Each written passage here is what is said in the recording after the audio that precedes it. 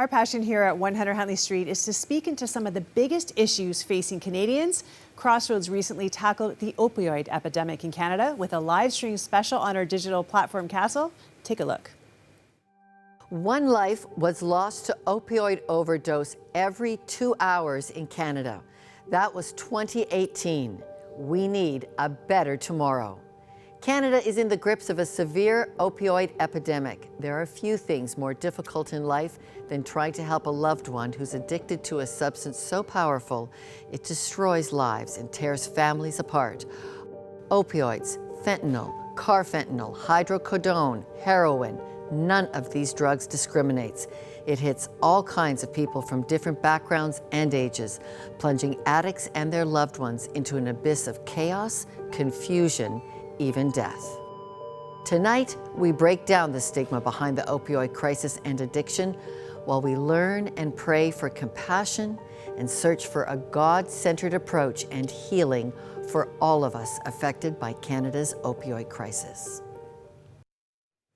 This powerful event was hosted in part by Lorna Dueck, who joins us now to unpack what we learned from families, advocates, and survivors. Lorna, thanks for joining me. You're welcome. It's great to make sure this issue stays front and center. Well, you're so in how people passionate about it. You know, when we do the work on the context side of Crossroads, you come across what are the issues that are really lighting people up. Then we have our prayer lines, and then we have our teleministry lines. And all the three places I was circulating, I was just hearing there are so many families affected by this.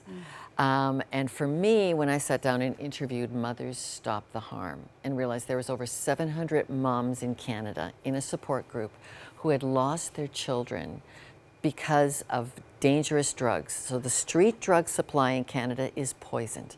That's what the opioid epidemic is all about. And it's families like mine, it's families like yours, it's just hitting so many people, and we really need a better solution for treating and talking and being in relationship with people with addictions because the drug supply is so dangerous. Okay, well, you sent cameras out into the street to talk to people who are actually dealing with this issue. We want to take a quick look and see what they had to say. I took the $20 hit. I woke up in the hospital. I was throwing up. I was told there was 2.5 hours of people working on me, 5 flat lines. The ambulance bill was almost $2,000, but how much is a life worth to you? Sober, you wake up and you're empty inside. Jib helps me distract my brain, so when someone buzzkills me, it doesn't really last as long. I'm from Cape right now, I'm in Nova Scotia, and I missed my kids down home. And I just wanted to escape for the time being, and after I did that, I was so disappointed in myself. I can never do it again. It's not like I wanted to have this life. Like I wanted to be a singer, I wanted to be a nurse, and then an esthetician. Like I have a kid. Like I wanted to be a very successful woman, and I wanted to be able to be independent. And I ended up letting a bunch of other things fall into place that made me get into drugs. People that don't understand it look at you with a blind eye. They do not fully understand what it is or what it takes to deal with these things. I don't know how many people have died just in the past 2 weeks. There's a lot of people in that OD because they don't know how to judge how much they're doing because people in that just don't know. The treatment services and the safe injection sites and everything, they are a big help. I see the people that are here. I'm glad that they go in because if they pass out or they start nodding off or having a bad reaction or ODing, there's people there that can help them. I'm just lucky enough to tell the story. Why am I still here? God obviously maybe is not ready for me yet. And it's so heartbreaking to hear from people that are stuck in the grip of this. And in this program, you heard from all kinds of people who've been impacted by this epidemic. What did you learn? I think it's really important that we, all of us, stay in the game of loving people who struggle with addictions. We've got to find ways that our circles of health, whether they be your church, whether they be your family, your community, your workplace even, our circles of health have to be healing.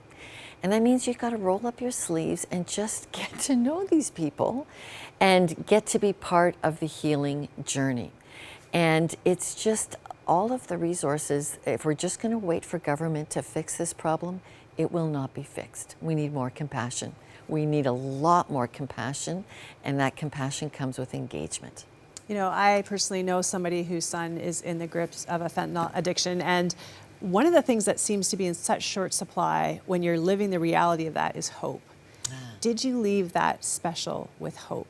Yes, because we broke down stereotypes and we helped people get educated. I learned a lot. I learned a lot about why there's safe injection sites, how they work, what does recovery look like. I learned about new treatment programs that are available across Canada.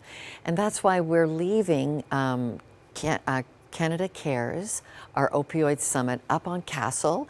You have to go through a few clicks to get through it, but just keep clicking the prompts and you'll get to, so you'll learn, take 90 minutes to learn and pray. The whole last 40 minutes of this is prayer. So first we learn, then we pray, and take time to just learn about that and then to get engaged with some of the agencies that we put up there if you need it for help as a family or you just want to get involved and help and volunteer.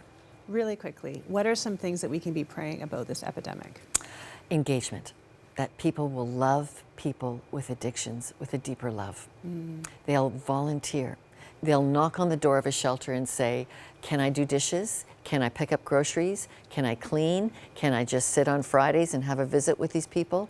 Engagement. That is the biggest thing we need, is healthy people to engage with people who want to be free from addictions. We are so thankful for your passion for this, for your advocacy for it, and we want to encourage you to watch this special. You can go right now to canada-cares.ca, stream it anytime that you want, share it on your social media, share it with families that you know that are struggling with this issue. Also, you can catch it on Yes TV Sunday, August 4th, 7 to 8 p.m. in Ontario on Yes TV, and 5 to 6 p.m. Yes TV Alberta. Thank you so much for all you're doing to raise awareness and do what we can to stop this heartbreaking epidemic across our nation. We'll be right back.